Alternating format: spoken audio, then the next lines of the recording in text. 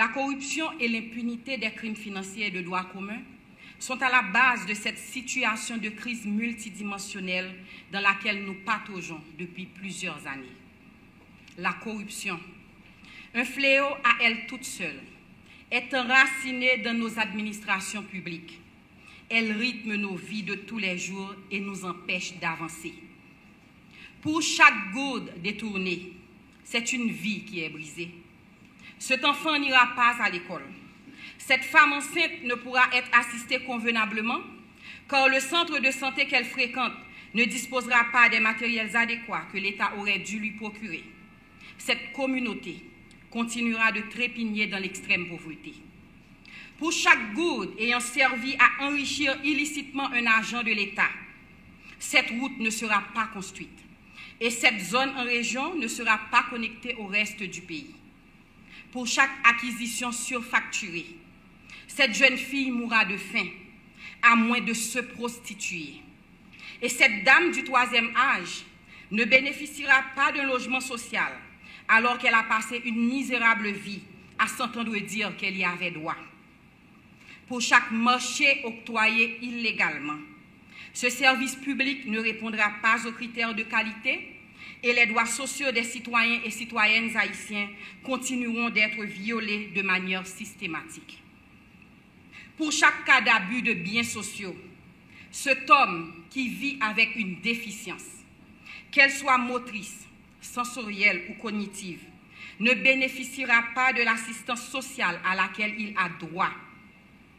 Pour chaque commission illicitement perçue, cette mère célibataire, fatiguée de solliciter le soutien de l'État, un soutien qui ne viendra jamais d'ailleurs, sera obligée de placer son enfant en domesticité, en priant pour que la famille d'accueil de ce dernier soit bienveillante.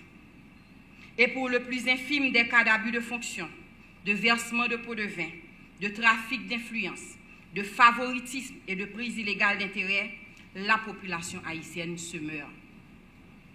Mesdames, Messieurs, nous sommes présents aujourd'hui dans cette salle parce que nous sommes conscients que là où se trouve la corruption, les droits humains en général, et particulièrement les droits sociaux et économiques, ne sont ni respectés, ni protégés, et encore moins réalisés.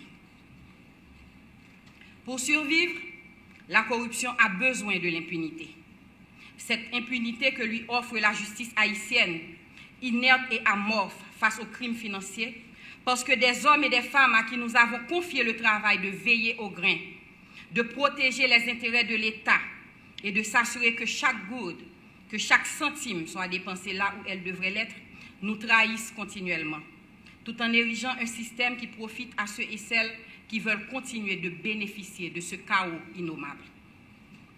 Par notre présence ici, nous reconnaissons aussi que la situation est catastrophique et qu'en aucune manière, nous ne pourrons parler de développement du pays, d'assainissement des finances publiques, ni de rationalisation des dépenses de l'État, si nous ne nous engageons pas collectivement et formellement à mettre un terme à ce cycle infernal de la corruption.